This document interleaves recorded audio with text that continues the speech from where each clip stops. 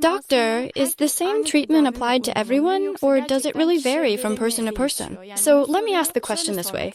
For example, we also have patients with vaginismus coming in. The patient mid-treatment panics, saying, "Doctor, I'm bleeding a lot," or "I got my period."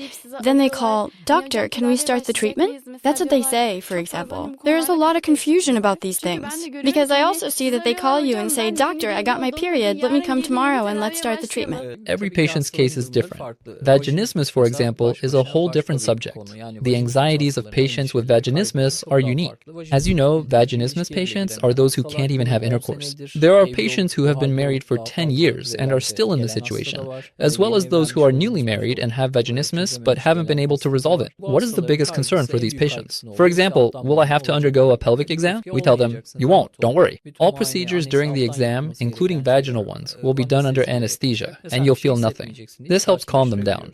Some women mistakenly believe treatment must start during their period. They think if it ends, they've missed their chance. But even if a period lasts only 2 days, we can still start on day 4. This often causes unnecessary panic. Yes. Besides, it's not always necessary to start with a period. Sometimes what we call a random start, meaning starting at times unrelated to the period, can also lead to successful results in some patients. Those cases have nothing to do with this topic. That's why, since they don't know, we understand all of these reactions as natural. We don't want panic. In other words, we really want them not to panic, to stay calm, and when they reach out to us, to openly share any concerns they have about the process. Each patient group has very different concerns from one another. That's why treatment varies greatly from person to person. And when it comes to personalized treatment, what you said is absolutely right. We apply various clinical situations and possibilities. Like what, for example? Sometimes technological solutions help. For instance, the sperm count is excellent, but fertilization potential is low.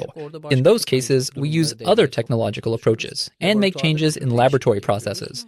We have a lot of tools at our disposal, both medically and in the laboratory. We have many options. Immune modulations, interventions inside the uterus. There are many things. Of course, you can't do all of them for everyone, but for patients who need it, we use these based on their previous history and their specific situations.